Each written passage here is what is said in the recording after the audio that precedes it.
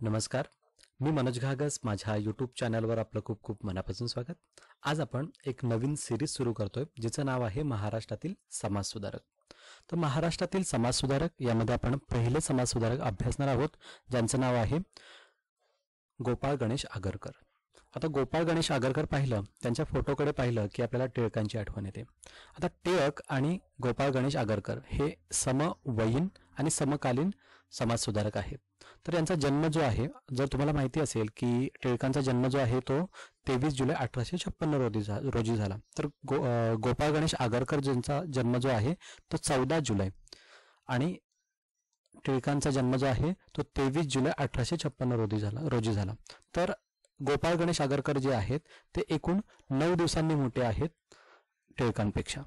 त्यानंतर बघा, त्यांचा जन्म जो आहे तो सातारा जिल्ह्यातील कराडच्या जवळ एक खेडं आहे ज्याचं नाव आहे टेंभू.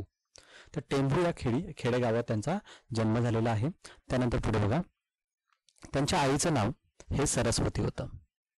तर अशा प्रकारे आपण जन्म आणि आईचं नाव हे पाहिलेलं आहे. आता जन्म जे आहे बऱ्याच वेळा आपल्या लक्षात येत नाही, यासाठी मी एकदा तुम्हाला मॅपवरून दाखवतो की त्यांचा जन्म आणि त्यांचं शिक्षण जे आहे जे आपल्याला मॅपवरून पटकन लक्षात येईल. आता बघा, हे जे आहे सातारामध्ये इथे जर आपण पाहिलं कराड जे आहे तिथे कृष्णाच्या पूर्वेकडे कृष्णा नदी इथून वाहते.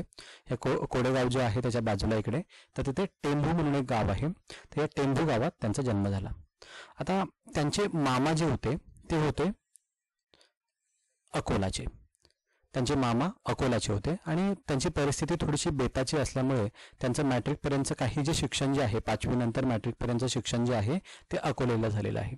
त्यानंतर त्यांचं काही शिक्षण जे आहे जे की एक रत्नागिरी आणि दुसरं जे आहे ते कराडला झालेलं आहे. अशा प्रकारे त्यांनी प्राथमिक शिक्षण जे आहे कराड, रत्नागिरी आणि अकोला येथे त्यांनी कंप्लीट केलं. मग अकोल्यावरून मॅट्रिक कंप्लीट झाल्यानंतर मग ते पुण्याला इकडे शिफ्ट झालेले आहेत. मग आता आपण टप्प्याटप्प्याने पाहणार आहोत की ते कशा पद्धतीने ते समाजसुधारक जे आहे झालेले आहेत. बघा, आधी काय झालं की कराड येथे इंग्रजीच्या 3 इयत्ता पूर्ण केल्या. कराड हे टेंभूपासून खूप जवळ आहे आणि तिथेच त्यांनी 3री पर्यंतचं जे शिक्षण जे आहे ते तिथे केलेलं आहे. त्यानंतर ते रत्नागिरीला दाखल झाले आणि 5व्या इयत्तेपर्यंत त्यांनी जे शिक्षण जे आहे ते रत्नागिरी येथे पूर्ण केलं. आता इथे कराडमध्ये ना ज्यावेळेस ते शिकत होते त्यावेळेस त्यांनी कंपाऊंडरची सुद्धा नोकरी केलेली आहे. आणि याबद्दल सांगायला मला आवडेल की कंपाऊंडरची नोकरी करताना म्हणजे त्यांनी खरं तर खूप हालापेष्टा सहन करत जे आहे ते शिक्षण घेतलेलं आहे आणि त्यांना खरं तर गरिबीची जाणीव होती. आता कंपाऊंडरची नोकरी करत असताना एकदा काय झालं की पोस्टमॉर्टम करता त्यांना स्वतःला म्हणजे कंपाऊंडरचा एकदा पोस्टमॉर्टम करत असताना ते कंपाऊंडर होते आणि त्यांना ते पाहिल्यानंतर चक्कर आली आणि तिथून त्यांनी कंपाऊंडरची नोकरी सोडून दिली. त्यांनी इकडे कचेरीमध्ये सुद्धा काम केलेलं आहे कारण परिस्थिती थोडी बेताची होती. त्यानंतर 1872 मध्ये शिक्षणासाठी अकोला येथे दाखल झाले.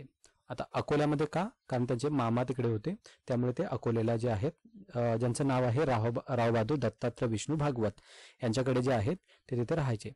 त्यानंतर पुढे बघा, 1875 मध्ये प्रवेश परीक्षा उत्तीर्ण झाले आणि 1876 पासून जे आहेत ते पुण्यामध्ये शिफ्ट झालेले आहेत. बघा, मॅट्रिक नंतर पुण्यात आले. 1877 आता इकडे जे आहेत बऱ्याच वेळा आपल्याला लक्षात राहत नाहीत, ह्या ज्या तारखा ज्या आहेत त्या लक्षात राहत नाहीत, तर लक्षात घ्या. ही तर तुम्हाला त्यांची जन्मतारीख जी आहे 1856 1856 ही तुम्हाला लक्षात राहीलच टिळकांवरून पण. तर इकडे बघा 5-6च्या ऐवजी मी इकडे घेतो 7-8. ओके, आणि 8च्या इकडे नंतर मी घेतो इकडे 9. ओके, आणि हे 5 जे आहेत हे थोडंसं मी इकडे परत घेतोय. आता कदाचित तुम्ही म्हणाल सर हे काही दाखवता, तर लक्षात ठेवण्यासाठी प्रत्येकाच्या काही ट्रिक्स असतात. तर यापैकी माझी काही ट्रिक्स आहेत जे मी तुम्हाला इकडे सांगतोय. तर बघा, 1856, त्यानंतर 1878 आणि 1895. तर 1856ला त्यांचा होतो जन्म. 1878ला त्यांचं BA कंप्लीट होतंय आणि 1895 येथे त्यांचं मृत्यू होतोय. तर अशा पद्धतीने तुम्ही लक्षात ठेवू शकता. लक्षात ठेवण्याची ट्रिक खूप सोपी आहे. बघा, 1800 इथे 5-6 लिहा, इकडे 7-8 लिहा, इकडे 9 आणि इकडे 9 नंतर मग परत 0 न लिहिता इकडूनचे हे जे 5 आहे ते इकडे लिहू शकता. अशा पद्धतीने तुम्ही लक्षात ठेवा, जेणेकरून सनावल्या ज्या आहेत त्या तुमच्या तंतोतंत लक्षात राहतील. आता त्यांनी काय केलेलं आहे की BA त्यांचं होण्याआधी, म्हणजे ते समजा SYला आपण अशा भाषेत म्हणूया, कारण पूर्वीची शिक्षण पद्धती थोडीशी वेगळी होती. तर BA जी आहे, BA होण्याच्या आधी तर 1 वर्ष आधी त्यांचं इकडे लग्न झालेलं आहे, म्हणजे 1877ला. 1878ला त्यांचं BA झालं, 1877ला त्यांचा विवाह झालेला आहे.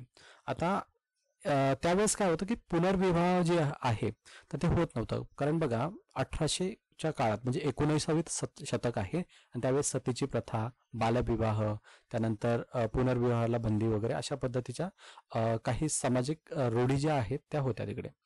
तर आगरकर एक कसे होते की खूप समाजसुधारक, आपण त्यांना तेच म्हणतो की समाज सुधारक होते. तर समाज सुधारक जे आहेत तर त्यांनी स्वतःपासून इकडे सुरुवात केलेली आहे, कारण त्यांची पत्नी जी आहे अंबुताई फडके, या त्यांच्या पहिल्या पत्नी. ओके, या पहिल्या पत्नी होत्या. त्यांचा मृत्यू झाल्यानंतर जे आहे त्यांनी यशोदाबाई यांच्याशी विवाह केला, म्हणजे त्यांनी पुनर्विवाह केला होता. त्यानंतर आताच तुम्हाला मी सांगितलं की BA जे त्यांनी केलेलं आहे ते 1878 मध्ये, आणि ते केलेलं आहे Deccan college of Pune. Okay, खूप फेमस कॉलेज आहे पुण्याचं डेक्कन कॉलेज, तिथून त्यांनी BA कम्प्लीट केलेलं आहे. त्यानंतर त्यांनी 1880 मध्ये MA जे आहे, MAचं शिक्षण ते घेत होते. खरं तर त्यांचं काय झालं की MAचं शिक्षण जे आहे ते पहिल्या अटेम्प्टमध्ये पास झाले नाहीत. खरं तर हे जे आहेत गोपाळ गणेश आगरकर खूप हुशार, कारण वि स खांडेकर तर म्हणतात की यांच्यासारखं निबंध लेखन तर कोणाचं नाही. तर असा माणूस पहिल्या प्रयत्नात MA पास झाला नाही, याला काही कारणं होती.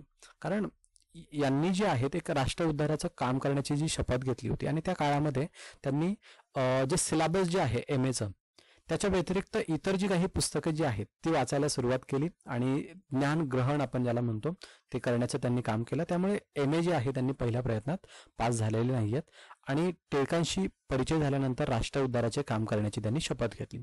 मग ही शपथ त्यांनी कुठे घेतली, तर त्यांनी बंड गार्डन, हे पुण्यातील एक गार्डन आहे, तेथे त्यांनी, म्हणजे गार्डन नाही तर गार्डनच्या परिसरात जे आहे त्यांनी इकडे शपथ घेतलेली आहे, असं आपल्याला इतिहासात समजतं.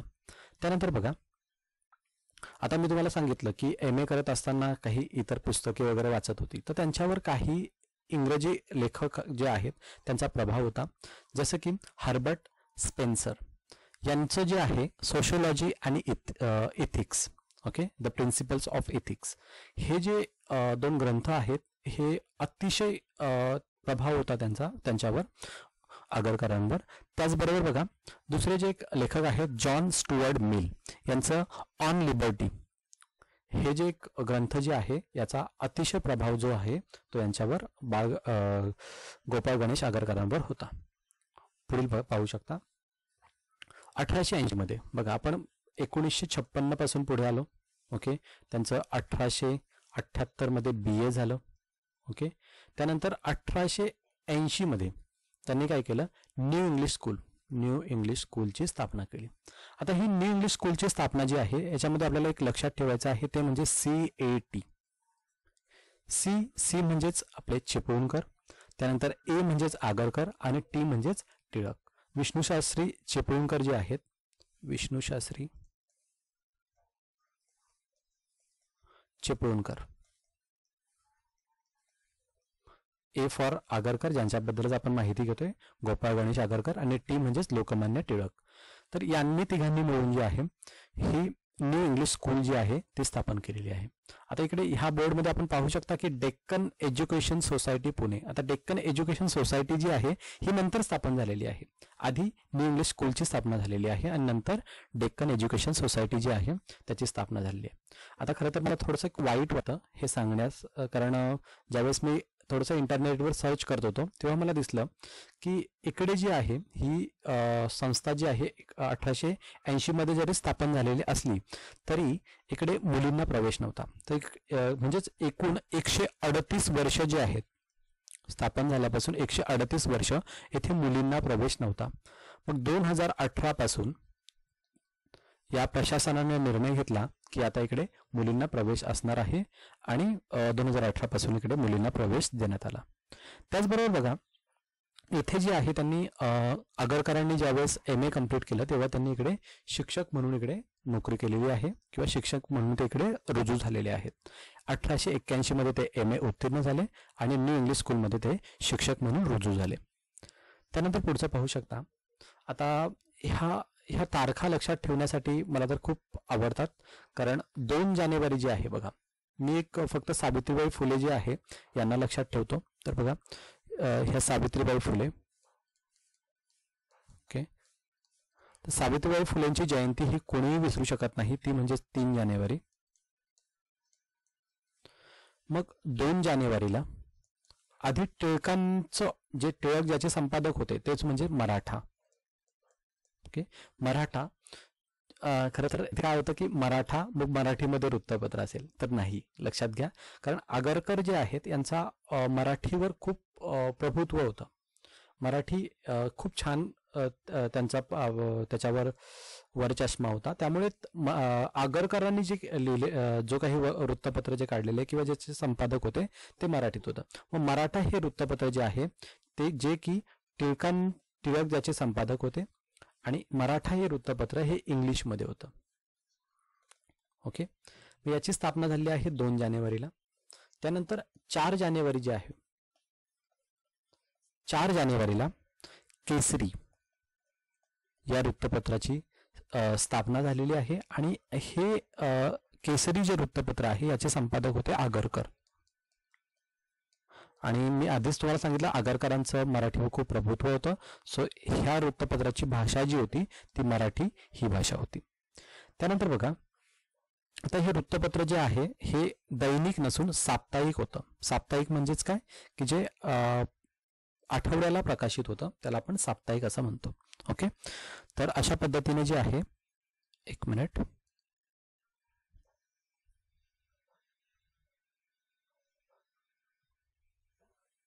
इकडे काही कात्रणे जी आहेत मराठाची, जेणेकरून तुमच्या पटकन लक्षात येईल. मराठा जे आहे ते इंग्रजीमध्ये होतं आणि 4 तारखेला जे साप्ताहिक सुरू झालं, 4 जानेवारी 1981 केसरी या साप्ताहिकाची सुरुवात झालेली आहे. आणि इथे पाहू शकता, इकडे लिहिलेलं आहे वर्ष 1, पुणे, मंगळवार, तारीख 4 जानेवारी 1981, अंक 1. हे जे आहे हे केसरी 4 जानेवारीला प्रकाशित झालं होतं साप्ताहिक. त्यानंतर आता इथे हा जो प्रसंग जो आहे हा सांगायला मला खरं तर चांगला प्रसंग नाही आहे, कारण परंतु याबद्दल डिटेल माहिती द्यायला आवडेल की 17 मार्च 1882 यांच्यावर कोल्हापूर प्रकरण. आता कोल्हापूर प्रकरण काय होतं हे आधी समजून घेऊया आणि नंतर मग पुढे आपण जाऊया. तर काय झालं की कोल्हापूरचे एक दिवाण होते ज्यांचं नाव होतं माधवराव बर्गे. तर हे माधवराव बर्गे जे होते, मी ते नाव लिहून ठेवतो बघा, माधवराव बर्गे, बर्वे, मी बर्गे म्हणालो, बर्वे. तर हे बर्वे प्रकरण जे आहे, माधवराव बर्वे, तर यांनी काय केलं की कोल्हापूरच्या जिथे राज्यकारभार पाहत होते ते म्हणजे चौथे शिवाजी यांना त्यांनी वेडे आहेत असं सिद्ध केलं किंवा दाखवलं आणि त्यांचा छळ करण्यात वगैरे आला आणि त्यांना जे आहे अहमदनगरच्या तुरुंगात टाकण्यात आलं. अहमदनगर तुरुंगात टाकण्यात आलं. तुरुंगामध्येच त्यांचा मृत्यू झाला. आता हे जे प्रकरण जे होतं, खरं तर ब्रिटिश जे आहेत माधवराव बर्गेंच्या खांद्यावर बंदूक ठेवून, म्हणजेच माधवराव बर्गेंना पुढे करून आणि हे सर्व हाकत होते.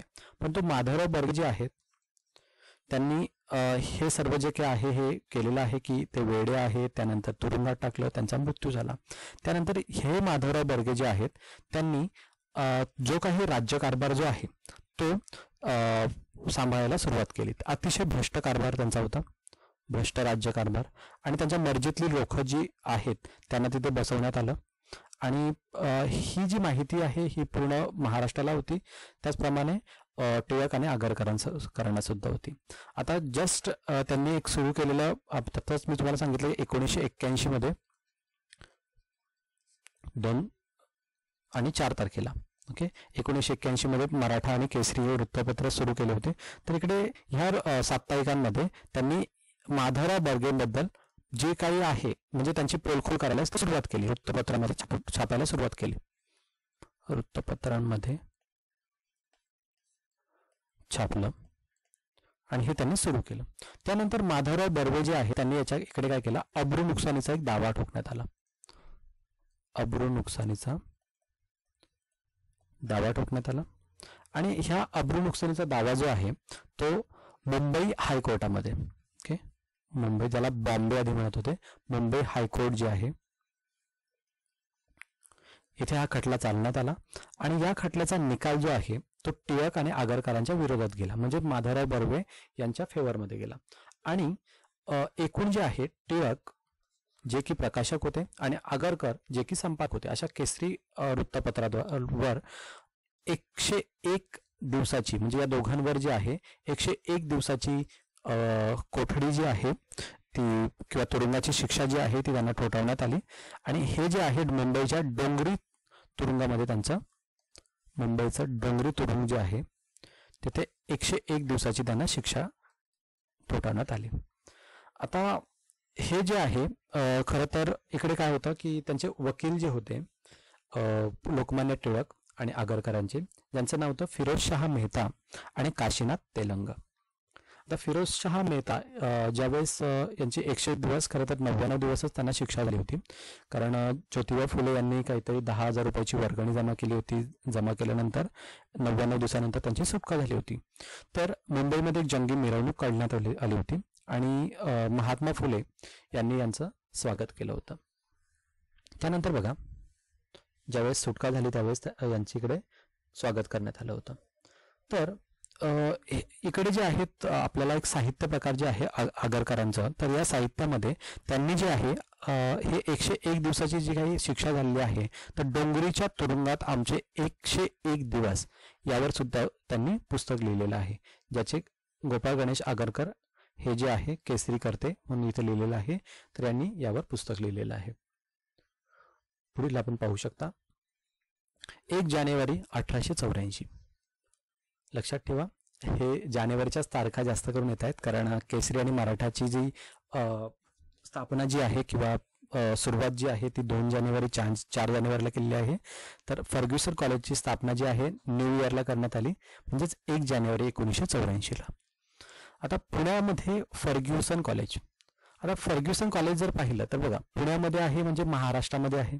तर खरं तर हे जे कॉलेजचं नाव आहे हे काहीतरी महाराष्ट्रीयन नाव असावं असा प्रत्येकाला एक प्रश्न पडत असावा. तर याचं उत्तर मित्रांनो असं आहे की फर्ग्युसन जे आहे, फर्ग्युसन हे जे आहे मुंबईचे तत्कालीन एक गव्हर्नर होते ज्यांचं नाव होतं sir James Ferguson. Sir James Ferguson यांच्या नावावरून या कॉलेजला फर्ग्युसन कॉलेज असं नाव देण्यात आलेलं आहे. आता हे नाव का देण्यात आलं, कारण आताच मी तुम्हाला सांगितलं की आगरकरांची परिस्थिती जी होती ती अगदी बेताची होती, किंवा बाकी जे आहेत स्वातंत्र्य लढा देत होते आणि इतका निधी वगैरे जो आहे तो नव्हता. हे लोकवर्गणीमधून जे काही आहेत कॉलेज किंवा संस्था ज्या आहेत त्या स्थापन होत होत्या. तर ह्या देणगी जी आहेत, एखाद्याकडून समजा देणगी घ्यायची असेल तर जर गव्हर्नरचं जर नाव असेल, जर कॉलेजला समजा फर्ग्युसन कॉलेज आणि गव्हर्नर स्वतः सर जेम्स फर्ग्युसन आहेत, तर देणगी देण्यामध्ये इकडे कुठेतरी एक सुलभता निर्माण होत होती, किंवा गव्हर्नरचं नाव होतं त्याच्यामुळे देणग्या मिळतील असं त्यांना वाटत होतं आणि देणगी देण्यास काही अडचण होणार नव्हती. म्हणून जे आहेत या फर्ग्युसन कॉलेजला जे आहे त्याला फर्ग्युसन कॉलेज असं नाव देण्यात आलं, जे की गव्हर्नर जे आहेत मुंबईचे गव्हर्नर, ओके, मुंबईचे तत्कालीन गव्हर्नर जे आहेत त्यांच्या नावावरून देण्यात आलेलं आहे. हे आपल्याला लक्षात असावं. त्यानंतर गव्हर्नर, ओके. त्यानंतर मला एक खरं तर आता मी तुम्हाला सांगितलं की आगरकर जे आहे यांचा मृत्यू 1995ला झालेला आहे, तरी पण इकडे विषय निघालेला आहे की गव्हर्नरांच्या नावावरून कॉलेजचं नाव देण्यात येतं. तर याच्यावरून मला एक सांगायला आवडेल एक GK म्हणून, की सांगली येथे जे आहे असं जे कॉलेज आहे ज्याचं नाव आहे विलिंग्डन कॉलेज. तर हे जे कॉलेज जे आहे ते 1919ला, सॉरी हे 1895ला यांचा मृत्यू झालेला आहे. तर 1919ला जे आहे सांगलीमध्ये विलिंग्डन कॉलेज जे आहे ते स्थापन करण्यात आलं.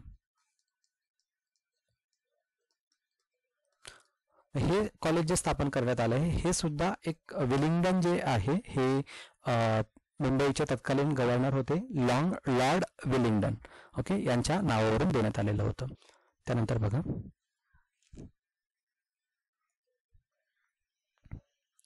आता इकडे मी जे आहे एक फोटो इकडे दाखवलेला आहे. शतकोत्तर म्हणजे 100 वर्ष, रौप्य वर्ष म्हणजे 25, म्हणजे शतकोत्तर रौप्य वर्ष म्हणजे 125 वर्ष जे आहेत ती 2009ला झाली होती. कुठल्या? फर्ग्युसन कॉलेजला 125 वर्ष. जर कधी काळी जर तुमच्या लक्षात राहिलं नाही की हे जे आहे 2009 साली 125 वर्ष झाली, हे जर लक्षात राहिलं तरी आपण कोणत्या साली फर्ग्युसन कॉलेजची स्थापना झालेली आहे हे पटकन आपल्या लक्षात येऊन जाईल. म्हणून थोडंसं जे आहे मी इकडे मुद्दाम जाणून बुजून जे आहे इकडे स्लाइड घेतलेली आहे. त्यानंतर लक्षात घ्या 1984 साली जे आहे पुणे येथे डेक्कन एज्युकेशन सोसायटीची स्थापना झाली आहे. आता इकडे पण आपण पाहू शकता की इथे पण इथे बघा डेक्कन एज्युकेशन सोसायटी पुणे आणि इकडे फर्ग्युसन कॉलेज लिहिलेलं आहे. त्यानंतर आपण न्यू इंग्लिश बघितलं ते पण डेक्कन एज्युकेशन सोसायटी पुणे यांच्यामध्ये इकडे येऊन जाते. तर लक्षात घ्या डेक्कन एज्युकेशन सोसायटीची स्थापना जी आहे ती 1884 मध्ये झालेली आहे.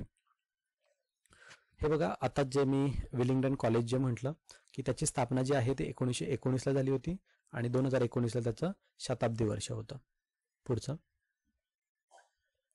आता एक सर्वात महत्वाचं की आगरकर जे आहेत, लक्षात घ्या की नॅशनल काँग्रेसची जी मीटिंग झाली होती म्हणजे भारतीय राष्ट्रीय सभेत प्रतिनिधी म्हणून उपस्थित होते. लक्षात घ्या की या सभेमध्ये म्हणजे आपल्या देशातील एकूण 72 प्रतिनिधी जे आहेत ते उपस्थित होते. आता ही जी मीटिंग जी झालेली आहे किंवा सभा जी झालेली आहे ती झाली होती आपली गोकुळदास तेजपाल संस्कृत कॉलेज. लक्षात घ्या, कारण काही ज्या गोष्टी ज्या आहेत महापुरुषांचा अभ्यास किंवा समाज सुधारकांचा अभ्यास करत असताना बाकीच्या ज्या गोष्टी आहेत त्या सुद्धा अभ्यासणं गरजेचं आहे. कारण MPSCने किंवा इतर स्पर्धा परीक्षांमध्ये जे आहे MPSC तर स्पेशली मी आता म्हणेन की खूप डीपली अभ्यास करण्याची गरज आहे. कारण सीसाचा पेपर जो आहे तो फक्त क्वालिफायसाठी घेतलेला आहे. सो जास्तीत जास्त मुलं जे आहेत ते पेपर 1ला हे करणार आहेत, फोकस करणार आहेत. सो पेपर 1 जे आहे कट ऑफ जबरदस्त हाय लागणार आहे. सो जास्तीत जास्त कुठलाही मुद्दा सुटू नये अशा पद्धतीने अभ्यास करण्याची गरज आहे. तर गोकुळदास तेजपाल संस्कृत पाठशाला किंवा आपण कॉलेज म्हणूया, पाठशाला, ओके, कॉलेज म्हणू शकता, मुंबई येथे जे आहे ही नॅशनल काँग्रेसची फर्स्ट मीटिंग झाली होती आणि इकडे 72 प्रतिनिधी होते. तर या 72 मध्ये एक प्रतिनिधी जे होते ते म्हणजेच आपले आगरकर, ओके, गोपाळ गणेश आगरकर हे त्यामधले एक प्रतिनिधी होते. तर लक्षात घ्या देशातल्या एकूण 72 प्रतिनिधींमध्ये म्हणजे अतिशय विद्वान अशी माणसं वेगवेगळ्या क्षेत्रातील, तर अशा 72 मध्ये गोपाळ गणेश आगरकरांची वर्णी लागते. म्हणजेच आपण गोपाळ गणेश आगरकर किती मोठे होते किंवा त्यांचं कर्तृत्व किती मोठं होतं हे आपल्याला लगेच चुटकीसरशी लक्षात येतं. पुढे बघा आता काय झालं की 1981ला जे आहे आपण सांगितलं की केसरी आणि मराठा ही वृत्तपत्र जे आहेत ही सुरुवात झाली होती. त्यानंतर 1900 बोलतोय ते काय होतं की 1800च्या ऐवजी 1900 बोललं जातं.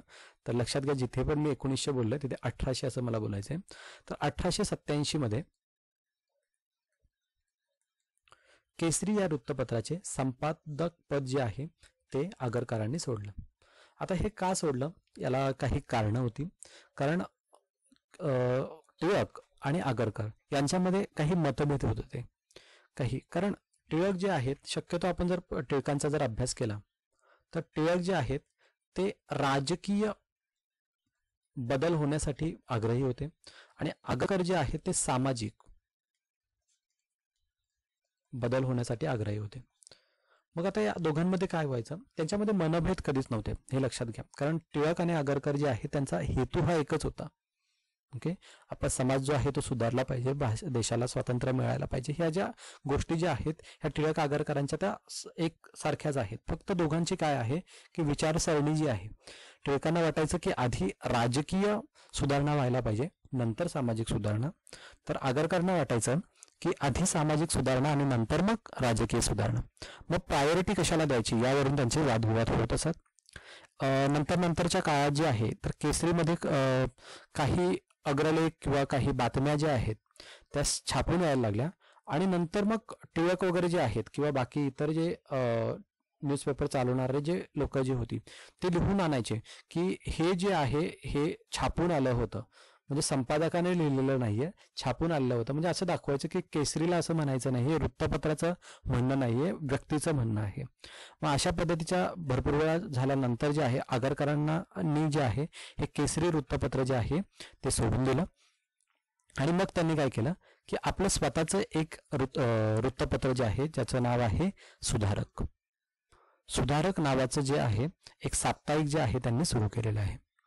आता लक्षात घ्या की हे सुधारक जे त्यांनी वृत्तपत्र जे स्थापन केलं याच्यामध्ये काय होतं की दोन भाषामध्ये होतं, एक होतं मराठी आणि एक होतं इंग्लिश. मी याआधीच तुम्हाला सांगितलेलं आहे की मराठी भाषा जी आहे ही आगरकरांचा त्याच्यावर चांगला जम होता किंवा त्यांना खूप छान पद्धतीने येत होती. सो मराठीचे जे संपादक जे आहेत ते आगरकर स्वतः राहिले. ओके. आणि इंग्लिशचे जे संपादक जे आहेत ते म्हणजेच महात्मा गांधी यांचे आपण राजकीय गुरु म्हणू शकतो, गोपाळकृष्ण गोखले, नामदार गोपाळकृष्ण गोखले हे याचे संपादक राहिलेले आहेत. आता आणखी लक्षात ठेवू शकता की यांचं नाव सुद्धा गोपाळ गणेश आगरकर आणि इकडे जे आहेत गोपाळकृष्ण आगरकर. सो दोघांचं नाव जे आहे ते सेम होतं, सेम नेम, असं तुम्ही लक्षात ठेवू शकता की इंग्लिशचे संपादक हे सुद्धा गोपाळ आणि मराठीचे संपादक हे सुद्धा गोपाळ. मराठी ही आगरकरांची भाषा म्हणून गोपाळ आगरकर आणि इंग्लिश सो गोपाळ गोखले. त्यानंतर लक्षात घ्या की याचं ब्रीदवाक्य जे होतं कुठलं तर सुधारकचं. खरं तर मी काही ठिकाणी वाचले केसरीचं सुद्धा ब्रीदवाक्य तेच आहे आणि सुधारकचं सुद्धा ब्रीदवाक्य तेच आहे. तर ब्रीदवाक्य जे आहे ते होतं इष्ट तेच बोलणार, इष्ट तेच बोलणार आणि साध्य तेच करणार. इष्ट तेच बोलणार, साध्य तेच करणार हे जे आहे ब्रीदवाक्य सुधारकचं होतं. आता यांनी जे वृत्तपत्र सुरू केलं तर याच्यामध्ये त्यांची काही, आता इकडे कसं त्यांना थोडंसं व्यक्ती स्वातंत्र्य मिळालेलं होतं कारण केसरीमध्ये काही मतभेद होत होते, त्यांनी सोडलेलं आहे सुधारकमध्ये. मग सुधारकमध्ये त्यांनी नक्की कोणत्या गोष्टींचा प्रचार केला तर त्यांनी पहिली गोष्ट जी आहे ती म्हणजे व्यक्ती स्वातंत्र्य, व्यक्ती स्वातंत्र्य याचा प्रसार केलेला आहे. त्याचबरोबर बुद्धिवाद, लक्षात घ्या हे शब्द जे आहेत थोडेसे जड असतील पण खूप महत्वाचे आहेत. त्यानंतर भौतिकता, या मूल्यांचा त्यांनी प्रसार केलेला आहे. तर हे झालं सुधारकच्या बाबतीत. त्यानंतर बघा थोडीशी सुधारकबद्दल मला एक माहिती द्यायला आवडेल की 30 जानेवारी 1893 रोजी सुधारकमध्ये एक अंक छापून आला होता आणि तो जो की म्युनिसिपल आणि ब्राह्मणांच्या विरोधात होता, त्यांच्यावर टीका केलेली होती. त्यानंतर बघा आगरकर हे थोडेसे पुरोगामी विचाराचे होते, थोडेसे नाही, थोडेसे चुकून माझ्याकडून शब्द आला. आगरकर हे पुरोगामी विचाराचे होते. तर त्यांनी पुनर्विवाहास पाठिंबा दिलेला आहे, स्वतः देखील पुनर्विवाह केलेला आहे. 21व्या वर्षी त्यांचं लग्न झालेलं आहे. तर महर्षी धोंडो केशव कर्वे जे आहेत त्यांच्या पुनर्विवाहास त्यांनी पाठिंबा दिला आणि विवाहाच्या निमंत्रण पत्रिकेवर स्वतः स्वाक्षरी जरी केलेली आहे. म्हणजेच ते पुनर्विवाहाचे समर्थक होते, जे की पुनर्विवाहासाठी टिळक जे आहेत ते किंवा आपण असं म्हणूया की एक संमतीवय विधेयक जे होतं, ओके, हे आता पुनर्विवाहाचा ते मुद्दा निघालेला आहे म्हणून मला एक सांगायला आवडेल की संमतीवय विधेयक जे आहे, जे की मुलाचं वय जे आहे ते 20 ते 22 वर्ष असावं हे आगरकरांचं म्हणणं होतं आणि मुलीचं वय जे आहे लग्नाचं 15 ते 16 वर्ष असावं असं आगरकरांचं म्हणणं होतं. जे विधेयक जे होतं ज्याला नाव होतं संमतीवय विधेयक, याला आगरकरांचा पाठिंबा तर टिळकांचा विरोध होता. नंतर लक्षात घ्या आपण मगाशीच पाहिलं की फर्ग्युसन कॉलेज जे आहे ज्याची स्थापना इकडे झालेली आहे आणि या स्थापना झाल्यानंतर जे आहे 1992 ते अगदी शेवटच्या म्हणजे 1995 ते मृत्यू झालेला आहे. तर शेवटपर्यंत त्यांनी फर्ग्युसन कॉलेजचे प्राचार्य पद जे आहे ते सांभाळलेलं आहे. त्यानंतर 15 मार्च 1895 ओके 1892 ते 1895 हे प्राचार्य होते. त्यानंतर 1895 मध्ये जे आहे प्रकृती स्वास्थ्यासाठी हवा पायलट म्हणून ते अकोला येथे वास्तव्यात गेलं. आणि नंतर जे आहे 17 जून हा 17 जो आहे खरं तर एक महाराष्ट्रासाठी थोडासा एक खतराच झालेला आहे. कारण इतका मोठा समाजसुधारक जो आहे तो आपल्या महाराष्ट्राला सोडून गेलेला आहे. आणि वयाच्या 39व्या वर्षी आगरकरांचं जे आहे दम्याच्या आजारामुळे निधन झालेलं आहे. तर हे झालं आगरकरांचा एक जीवनपट. इतकं सांगून नुसतं आपण थांबवू शकत नाही, कारण खूप सारी माहिती असते की आगरकरांनी काही ग्रंथरचना जे केलेल्या आहेत.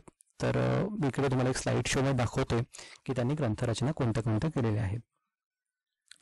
तर डोंगरीच्या तुरुंगातील आमचे 101 दिवस मी आताच तुम्हाला दाखवलं, एक पुस्तकाचं पेज सुद्धा दाखवलं. ते जे आहे पुरोगामी विचाराचे होते. स्त्रियांनी जाकेटे घातलीच पाहिजे, हे पेहरावच्या बाबतीत जे आहे त्यांनी एक लेख लिहिलेला होता. त्यानंतर तुम्ही जर एक नाना पाटेकर यांचं जर हे पाहिलेलं असेल, नाटक पाहिलेलं असेल ओके, त्याच्यामध्ये एक तो फेमस डायलॉग आहे हॅमलेट ओके, त्याच्यामध्ये शब्द आहे. तर हॅमलेट या कादंबरीचे जे आहेत विकार विलसित असं मराठीमध्ये रूपांतर केलेलं होतं. हिंदुस्थानचे राज्य कोणासाठी हे जे आहेत ब्रिटिशांना एक सवाल केलेला आहे लेख लिहून. गुलामगिरीचे शस्त्र, सेठ माधवदास रघुनाथदास व बाई धनकुंवरबाई यांचे पुनर्विवाह चरित्र, गुलामांचे राष्ट्र, वाचाल तर अचंबित व्हाल, अलंकार मीमांसा, समाज नाही देव, शेक्सपियर, भवभूती व कालिदास, स्वराज्याच्या दिशेने वाटचाल, कवी काव्य व काव्यरती, अनाथांना वाली कोण नाही, सांप्रत, वाक्यमीमांसा ओके. आणि अकोल्याचं वऱ्हाड समाचार या वृत्तपत्रामध्ये त्यांनी सुद्धा हे केलेलं आहे, लेखन केलेलं आहे ओके. सो आणखी इथे आय थिंक एक लिहिलेलं नाही आहे. ह्याच्यामध्ये फुटके नशीब म्हणून त्यांचं एक आत्मचरित्र जे आहे ते त्यांनी फुटके नशीब हे शीर्षक देऊन लिहिलेलं आहे. पुढे यांच्याबद्दल जर सांगायचं झालं तर बघा, गोपाळ गणेश आगरकर यांच्या स्मृतिप्रित्यर्थ आचार्य आत्रे यांनी पुण्यामध्ये इसवी सन 1934 साली आगरकर हायस्कूल ही शाळा स्थापन केलेली आहे. मला आणखी एक सांगायला आवडेल की अकोला येथे त्यांचं जे आहे प्राथमिक शिक्षण झालं होतं, हायस्कूल शिक्षण जे आहे ते झालेलं होतं. आणि इथे जे आहे मेट्रिकोत्तर जे शिक्षण जे होतं ते होत असताना जे शाळेचं जे नाव होतं, जे जिल्हा परिषदेची शाळा होती म्हणजे ZP school Akola okay okay, हे जे नाव आहे हे बदलून जे आहे याचा एक ठराव झालेला होता, जो की काहीतरी 1961 मध्ये 1961 मध्ये एक ठराव झाला. आणि ह्या शाळेचं जे नाव होतं झालेलं आहे ZP आगरकर स्कूल असं त्यांचं स्कूलचं नाव झालेलं आहे. त्यानंतर बघा, महाराष्ट्र अंधश्रद्धा निर्मूलन समितीतर्फे सुधारककार गोपाळ गणेश आगरकर यांच्या नावाने पुरस्कार दिला जातो. सुधारक हे जे आहे त्यांचं एक वृत्तपत्र होतं आणि सुधारक हे त्यांचं टोपण नाव सुद्धा होतं. सुधारक जे आहे त्यांचं टोपण नाव सुद्धा आहे. तर अशा पद्धतीने काही पुरस्कार जे आहे ते दिले जातात. त्यानंतर आदर्श पुरस्कारासाठी गो ग आगरकर पुरस्कार देते कोणती संस्था, तर महाराष्ट्र संपादक परिषद ही संस्था आदर्श पत्रकारितेसाठी गो ग आगरकर पुरस्कार देते. त्यानंतर पाहूया थोडंसं पुढची स्लाइड जी आहे ती प्ले झाली. त्याच्या आधी मला काही गोष्टी ज्या सांगायला आवडतील. खरं तर आगरकर जे आहेत एक असे समाज सुधारक जे आहेत की ज्यांनी जिवंतपणे स्वतःची प्रेतयात्रा पाहिली. जिवंतपणे प्रेतयात्रा पाहणारे, स्वतःची प्रेतयात्रा. कारण इकडे जे आहेत पुण्यामध्ये जर पाहिलं तर यांना खूप त्रास झालेला आहे. इवन एक प्रसंग असा सुद्धा आहे की पुण्यामध्ये एकदा मिशनरी ख्रिश्चन जे आहेत तर त्यांच्याकडे टिळक, आगरकर आणि हे जे आहेत न्यायमूर्ती रानडे ओके हे चहा घेण्यासाठी गेले होते. तर याला आपण रॅट जोडी असं म्हणूया, रॅट ओके, रानडे, आगरकर आणि टिळक. तर यापैकी आता मला कुणाला नावं ठेवायची नाहीत किंवा काही म्हणायची आहेत. मी रानडे आणि टिळक यांच्याबद्दल बोलत नाहीये, कारण वस्तुस्थिती, कारण इतिहासामध्ये प्रत्येकजण कधी कधी सोयीनुसार लिहित असतो. तर मी फक्त आगरकरांबद्दल बोलतोय. तर या तिघांपैकी जे आहेत फक्त आगरकर असे होते की जे त्यांच्यावर खरं तर सनातन लोक जे आहेत तर त्यांनी खूप हे केलं की तुम्ही धर्म भ्रष्ट केला, तुम्ही ख्रिश्चनांच्या घरी चहा वगैरे घेतला, तर तुमचा आता तुम्ही राहू शकत नाही, धर्म भ्रष्ट झालेला आहे, असं तसं आरोप केले. तर आगरकर एकमेव असे व्यक्ती होते जे म्हणत होते की मी तिथे गेलो होतो, मी तिथे चहा घेतला, मला बाकी ज्या गोष्टी ज्या आहेत की धर्म भ्रष्ट झाला किंवा काही याच्याशी काही देणं घेणं नाही, म्हणजे अतिशय पुरोगामी विचार जे आहेत हे त्यांचं होतं. त्यानंतर बघा, एक इंदोरचे संस्थानिक जे आहेत, काही या फॅक्ट्स आहेत की आपल्याला लक्षात घेतल्याच पाहिजेत, त्याशिवाय आगरकर जे आहे पूर्ण होऊ शकत नाहीये.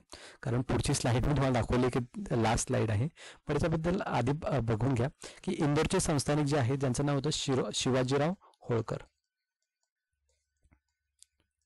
यांनी आगरकरांना जे आहे 500 रुपये वेतन देण्याचे. आता विचार करा, 1850, 60, 70 त्यावेळेस 500 रुपये देण्याचं, वेतन देण्याचं, महिन्याला वेतन देण्याचं ठरवलं होतं, पण आगरकरांनी याला पूर्ण नकार दिला. त्यानंतर आगरकरांनी जर महाराष्ट्राला काय दिलेलं असेल तर ते म्हणजे तर्कशुद्ध समाज सुधारणा,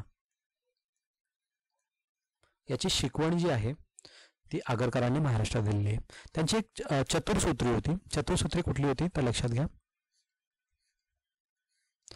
पहिलं म्हणजे स्वातंत्र्य, दुसरं म्हणजे शुद्ध बुद्धिवाद,